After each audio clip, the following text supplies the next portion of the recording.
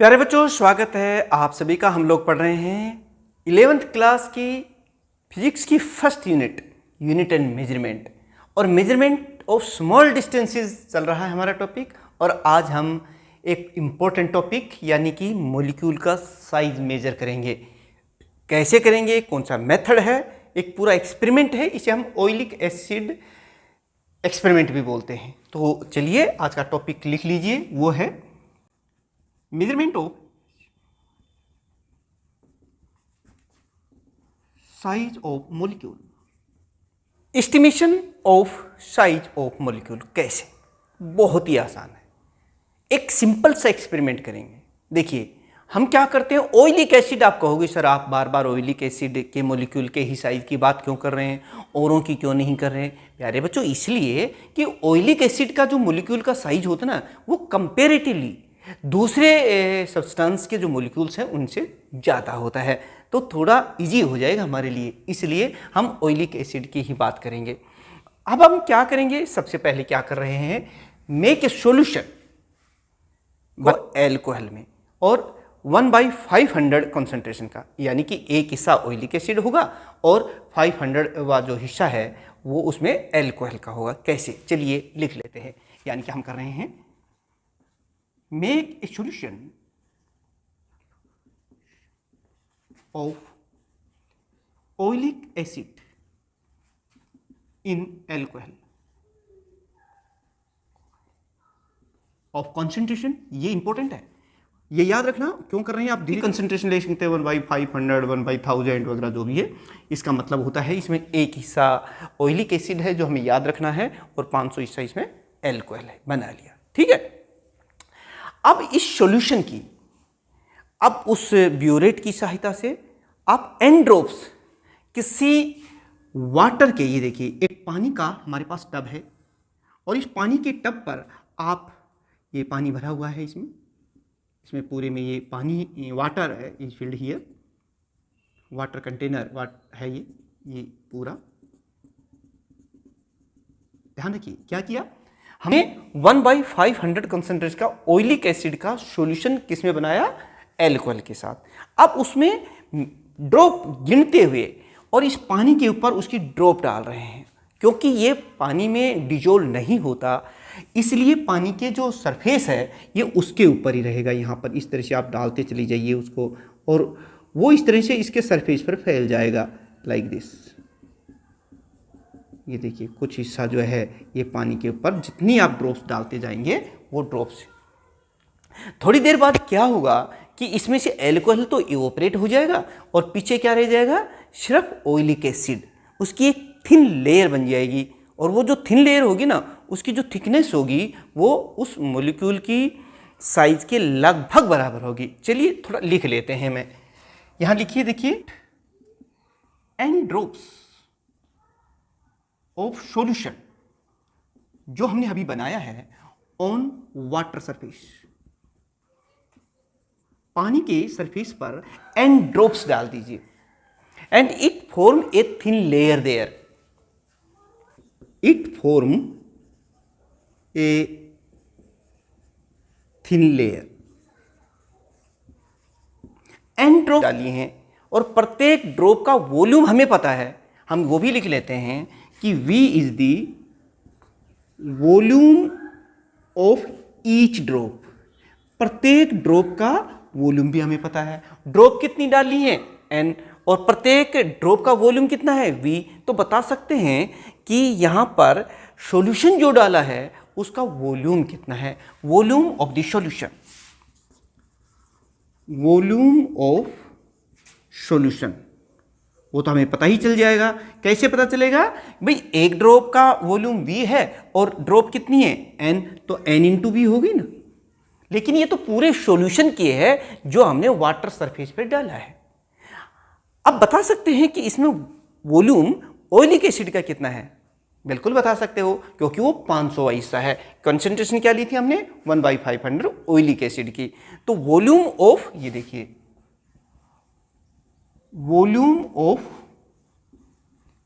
Oleic acid on water surface, ये मेरे साथ साथ नोट्स जरूर बनाते रहें। अपने हाथ से जब हम नोट्स बनाते हैं तो थोड़ा इजी होता है, आसान हो जाता है समझना, और फिर हम लिख भी पाते हैं पेपर में।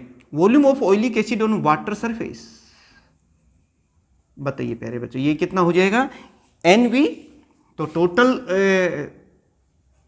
बाई 500 ये हो गया। ये ऑयलिक एसिड का वॉल्यूम आ गया। थोड़ी देर तक आप इसको ऐसे ही रहने दीजिए। होगा क्या, क्योंकि जो एल्कोहल है वो वोलेटाइल है, वो इवोपरेट हो जाएगा और पीछे क्या रह जाएगा, सिर्फ ऑयलिक एसिड, और वो एक कलर्ड लेयर जो है इस वाटर सरफेस पे बना लेगा। यानी कि after some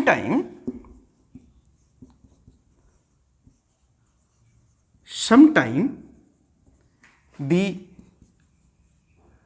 alcohol evaporate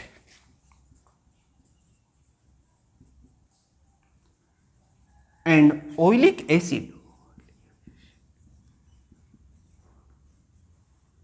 form a layer on water surface। भाई समझ गए ना, ऑयलिक एसिड तो एल्कोहल तो इवोपरेट हो गया और ऑयलिक एसिड ने लेयर बना दी। अब इस लेयर को ग्राफ पेपर की सहायता से आप इसका एरिया मेजर कर लीजिए, और हम मान लेते हैं कि let A is the area of layer, ये इस लेयर जो ऑफ ऑयलिक एसिड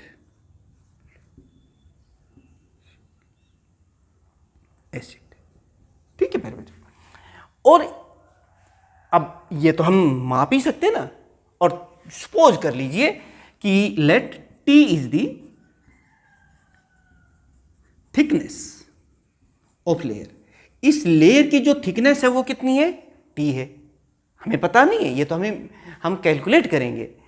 अब एरिया A है और थिकनेस T है, तो वॉल्यूम बता सकते हैं ना, A इंटू T।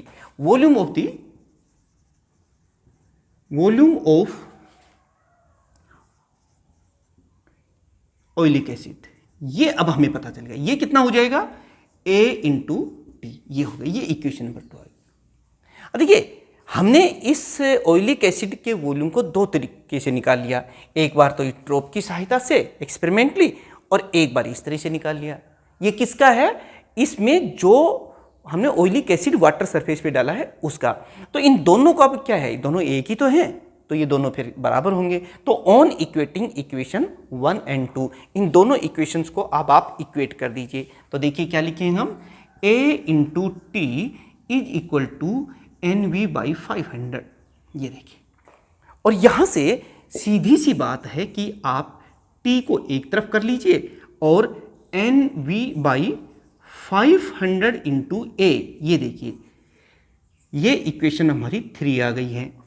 अब आप राइट साइड में देखिए, ये फार्मूला हमारे पास आ गया है। राइट साइड में N क्या है, नंबर ऑफ ड्रॉप्स जो हमने सॉल्यूशन की डाली थी हमें पता है। V क्या है, वॉल्यूम ऑफ ईच ड्रॉप, वो भी हमें पता है। एरिया इस वाटर सरफेस पर जो ऑयलिक एसिड ने बनाई थी वो भी हमने मेजर कर ली है।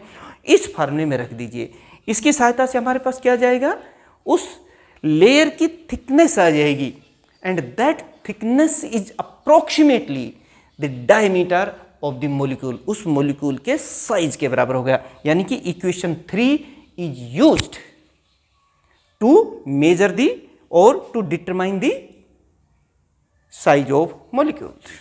लिख भी दे, equation 3 is used to measure the size of molecule। तो प्यारे बच्चों, इस तरीके से आपने देखा, पेपर में अगर आता है तो आप पूरा इसको लिख का है, स्टेप बाय स्टेप लिख का है।